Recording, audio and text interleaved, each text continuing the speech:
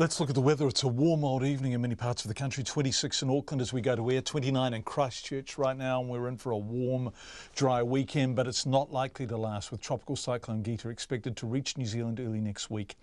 Now, the MetService is advising people living from Nelson in the south through to Auckland in the north, up the west coast, to spend the weekend clearing drains and tying everything down before the Category 3 storm brings destructive winds and heavy rain on Tuesday somewhere along that coastline. MetService meteorologist Georgina Griffiths came into the studio this afternoon and I asked her what we can expect.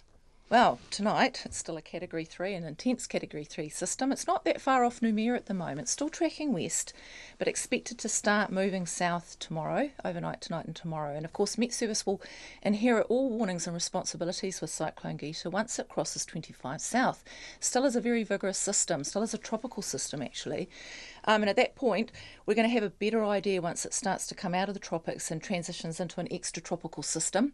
Saturday night, we think, once it starts coming away. Now, people, just for the listeners, extratropical system doesn't mean it's any weaker than what it currently is. It's going to be a very deep low, and we're using the words highly impactful for New Zealand.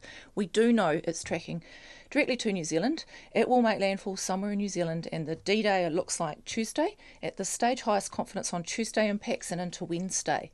So what we're not as clear on is the landfall area, and I think we've got an idea, but there's still some uncertainty, particularly around that Tuesday landfall. So we can talk about which region's likely to get most impacted and what we do know, but it's not a given yet. And the problem with having those conversations now is people think I'm off the hook, and then suddenly it changes its path. Good point. So during the weekend, Saturday night when we inherit the information, we'll update people. It's more likely to be Sunday before we really define what Tuesday, Wednesday looks like. Even maybe midnight Monday, depends on the timing a bit. Now, so all I'd say is for people, if you're weather dependent or even if you're not, but you know, this is a big intense system and we're fairly concerned for New Zealand at a national level with this one, keep up with the warnings, watches and information from MetService around about Sunday. What are you concerned about? The rain or the wind or both? Oh, both. So I'll tell you where at this stage, there's probably 60-70% chance it makes landfall somewhere in the upper North Island. New Plymouth to Auckland is the current hot spot for landfall. There's a bit of play in that, of course. Some of the models actually cross Auckland and a few of them more towards the top of the South Island. So not yet clear. But if it were to make a crossing of the North Island late Tuesday and into Wednesday, and somewhere between New Plymouth and Auckland, wind is going to be top end around the system. So what are we talking about? What's top end? Oh, I mean, some regions won't see as much because, of course, New Zealand has mountains and some areas like to blow. Cook Strait to New Plymouth looks really good for top-end wind. I wouldn't like to put a number on it yet. That exact track has a very large impact on what sort of impacts we actually see. We could see 150 kilometre an hour gusts easily, which is huge. Yeah. Our warning started 110 and we start to see the non-linear impacts. So, the bigger the number, the bigger the mess. And we're talking, this is a nice weekend for most of New Zealand. Let's start to have a wee think about your property or your boat or your batch and really think about what will North Island do if it's very, very windy, and top of the South Island as well. So that wind is probably the key concern, particularly for places like Auckland at this stage.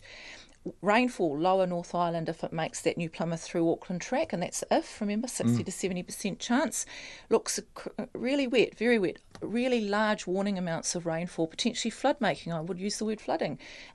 Lower North Island if it tracks there, and north of the South Island. So those places like Nelson that really copped fahy may well be in the firing line again. So I draw your attention to lower North Island, top of the south for rainfall. Sea surges?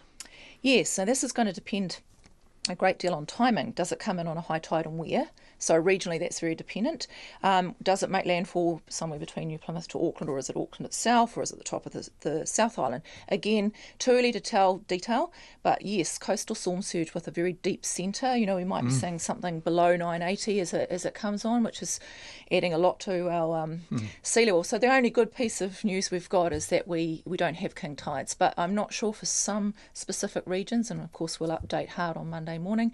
It may not make a difference. I don't know if king tides With this particular deep system, for some regions it might not matter. We might see very large coastal impacts for some parts. Right, so to conclude, there are two very strong messages. One is pay attention to what the MetService is telling us, Yes. and two is if you are in any of the areas that have been identified, and that is a pretty large sweep of the country. Yeah, chunk of New Zealand. Yeah, tie stuff down, get stuff inside, and get ready. Yeah, I think get ready, be prepared, and if we get lucky, those regions that are most impacted will be smaller than that Marlborough to Auckland region.